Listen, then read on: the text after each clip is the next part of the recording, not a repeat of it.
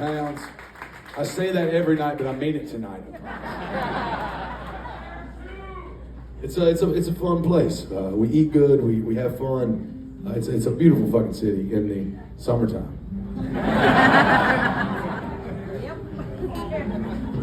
I think most of y'all can agree with that. Every night I get to have these little human moments where the band takes a step back and we get to talk about some heavy shit. Tonight we're going to talk about two things near and dear to me, two things I talk about a lot. So bear with me, I promise it's going somewhere. First one I'm going to talk about my mom. I lost my mom on New Year's Eve of 2019. My mom was my best friend. Usually that is a holiday we associate for clean starts, fresh starts, new beginnings. It will always be marred for me. It will never be a celebratory holiday for me. It'll always be the day that I lost her. Every good quality I have came from my mom. Every bad quality I have came from her too. We're gonna focus on the good stuff today though. My mom was loud. Obnoxiously loud. My mom taught me that if I saw a problem, to point it out and be loud about it until somebody else came and helped me. My mother taught me, my mother taught me the value of language. She taught me how important words can be. She taught me how to lift people up with my words. She also taught me how to cut their fucking legs out with my words. She taught me how to do both exceptionally well. Follow me on Twitter. My mom taught me the value of hard work. My mom worked 2 jobs my entire life to make sure that me and my brother were afforded every opportunity she missed out on as a kid. She taught me that nothing in this life is free. Everything is worked for, sweat for, bled for, and you appreciate it so much more when you do those things for it. I would not be the man standing before you today if it was not for the work that my mom put into me. Thanks. My mom also suffered from the same disease that I have. My mom was an addict. I am an alcoholic. I am a drug addict. I'm very happy to announce that as of August 31st of this year, I've got 10 years in recovery.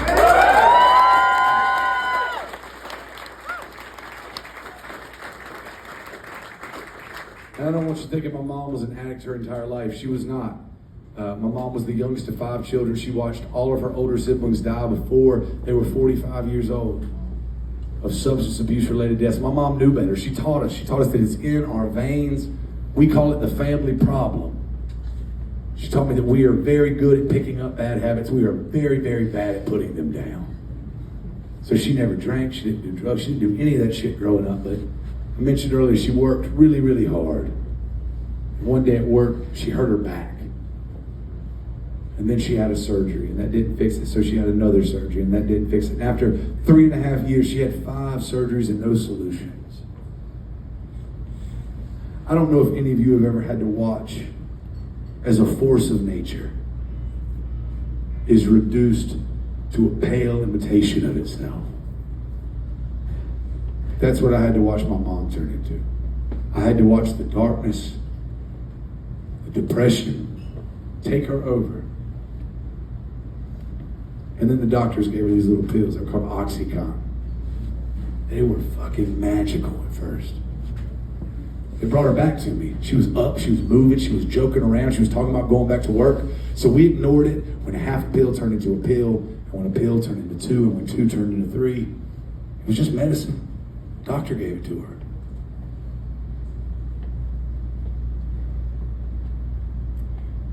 It wasn't until the early onset dementia kicked in that I realized those drugs were not going to give me my mom back.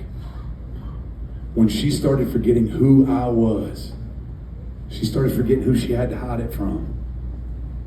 And it became so obvious those drugs had their teeth in her. And she wasn't coming back. You can't talk somebody you love off of that ledge if they have no fucking idea who you are.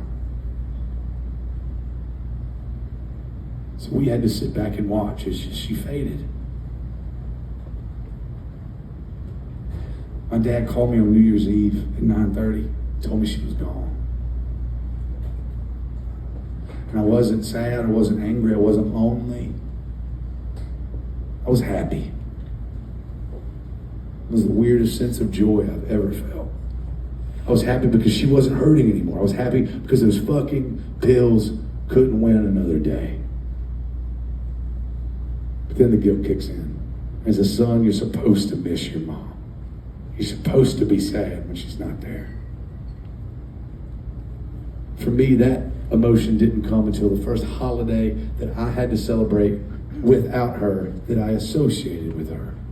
For me, that's my birthday, May 3rd. Every year, May 3rd, without fail, that woman would call me on the exact minute I was born. 7:34 p.m. Eastern Standard Time. Not 7:33, not 7:35. You could set your fucking watch to it. 7:34 p.m. that phone would ring, and every year it was the same shitty joke. She said, "Hey." And I said, "Hey, Mama." And she said, "I just wanted to call and remind you that at this exact minute, 30-some years ago, you ruined me and your father's life." She said, "BJ, we used to be young and beautiful people. We had dreams and goals and aspirations, and then we had you."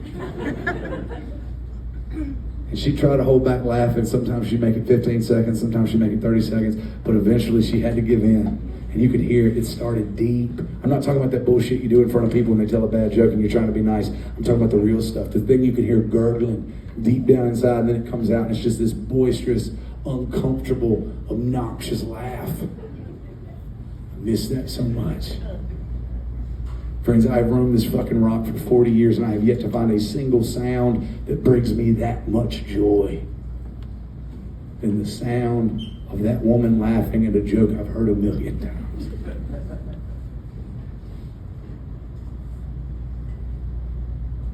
So when my birthday rolled around that year at 7:33, 7:34, 7:35, 7:36, and the phone didn't ring, it was real in that moment. She wasn't coming back, she was gone. And it fucking crushed me. I had to watch my dad deal with it on the holiday that he associated with her. The only difference between me and my dad is he's a big old one. He's one of the big corn-fed motherfuckers. You guys know what I'm talking about. He'd fit right in the Midwest. He's the strong, silent type. He was a big motherfucker. He always taught me that a man's job is to be the emotional center of the family. You don't get to feel feelings. You've got to be that rock, that impenetrable force, a superhuman power, so that everybody else in your family, especially your sissy son that writes in his journal all the time, gets to feel all the feelings they want to feel. But you got to be that rock. My dad taught me that showing your emotions is showing weakness. And if you show somebody weakness, you are showing them a vulnerability. And if you show them a vulnerability, they will take advantage of that vulnerability. I think it's so fucking funny that his oldest son makes a living off being honest and open and emotional.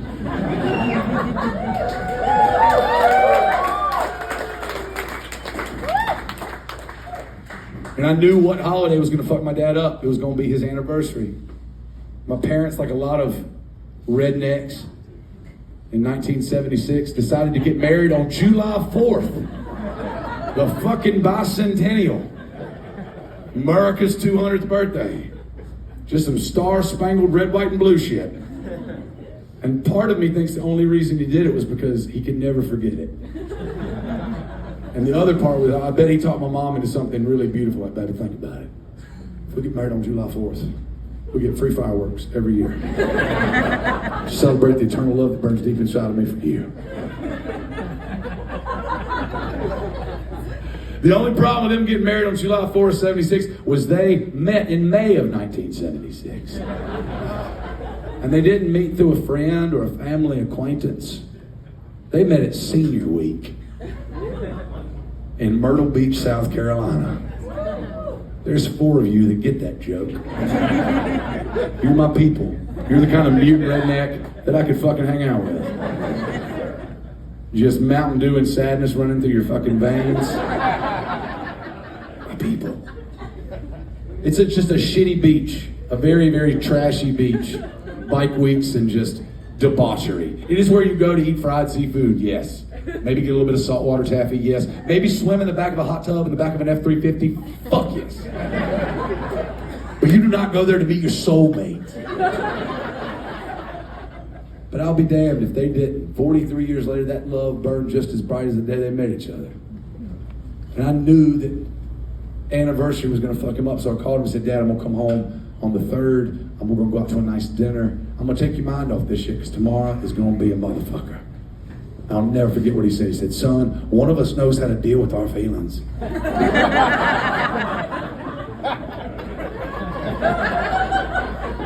And one of us writes songs for a living. Okay, hotshot.